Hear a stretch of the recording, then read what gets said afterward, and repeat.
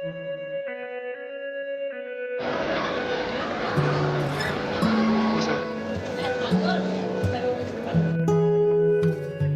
আমরা ক্রান্তীয় অঞ্চলের বাসিন্দা, একমাত্র তারাই এই প্রাকৃতিক ঘটনার সাক্ষী হতে পারে। খুবই ইন্টারেস্টিং একটা ঘটনা। আমরা জানি দুপুরবেলা সূর্য মাথার উপর আসে, কিন্তু বছরের প্রত্যেক দিনই কি ঠিক মাথার উপর আসে না?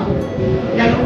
কারণ সূর্য পৃথিবীর চারিদিকে প্রত্যেক দিন পশ্চিম থেকে পূর্ব দিকে একটু করে সরে যায় একটা নির্দিষ্ট পথে।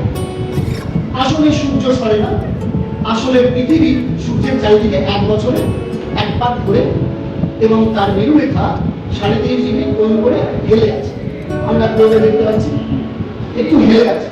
এই হেলে থাকার ফলাফলটা হচ্ছে যে সূর্য এই পৃথিবীর চারিদিকে পাক খায় যে রাস্তা দিয়ে, সেই রাস্তাটাকে আমরা বলি এক্লিপটিক্স বা রবিমান বা ক্রান্তিবৃত্ত। সেই ক্রান্তিবৃত্তে সূর্য যেহেতু ক্রান্তিবৃত্তটা একটু উত্তর দক্ষিণে হেলে আছে, তাই সূর্যকে আমরা পৃথিবীবাসীরা দেখি যে ও কটকক্রান্তি রেখা থেকে মকরক্রান্তি রেখা পর্যন্ত 6 মাস দক্ষিণে যায় তাকে দক্ষিণায়ন বলে, 6 মাস উত্তরে যায় উত্তরায়ন। এই ঘটনার জন্য যারা এই অঞ্চলে ৫,২০১ কিলোমিটার মতো এরিয়া জুড়ে যারা বসবাস করছে, তাদের মাথার উপরে বছরে 2 দিন সূর্য মাথার উপরে ঠিক মাথার উপরে কিরণ দেয়। যেই দিন আমরা আমাদের ছায়া একটা নির্দিষ্ট সময়ে ঠিক পায়ের নিচে দেখতে পাই, কোনো বস্তুর ছায়া তার একদম তলায় হারিয়ে যায়, এই দিনটাকে জিরো শ্যাডো ডে বলে। আজকে এরকম একটা দিন নিতে পারা আমাদের 11:28 আর 10-15 মিনিট আমাদের হাতে সময় আছে। চলো আমরা এগুলো নিয়ে নিচে সত্যি সত্যি এই যে প্রাকৃতিক ঘটনা এটা আমরা সাথে ঠিক আছে।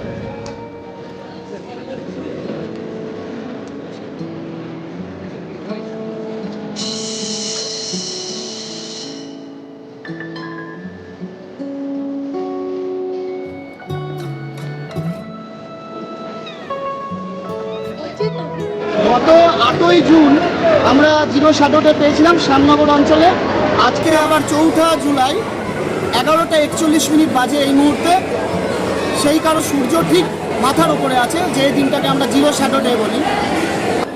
আজকে দ্বিতীয় দিন, সূর্য ক্রমশ দক্ষিণায়নে চলেছে। সেই দক্ষিণায়নের পথে আমরা আবার তাকে ঠিক মাথার উপরে পেয়েছি, তাই ছায়া বস্তুর নিচে হারিয়ে যায়। আসলে এটা দেখাবো, সূর্য একবার উত্তরে গেছিল, তখন আমরা 9ই জুন সূর্যকে ঠিক মাথার উপর পেয়েছিলাম। এখন ফেরার পথে দক্ষিণায়নের পথে 4ঠা জুলাই আজ আবার আমরা মাথার উপরে, ফলে ছায়াটা পড়লেও এর হাইটটা আমরা ছায়াতে পাচ্ছি না। দেখতে পাচ্ছি এখানে ছায়াটা একদম এই দণ্ডটির নিচে পড়েছে।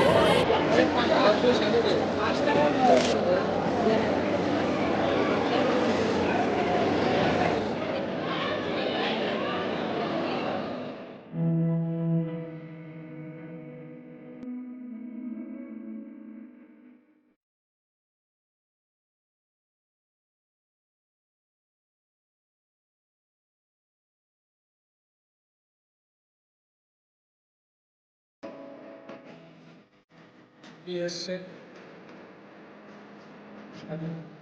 পড়ছে না কোনো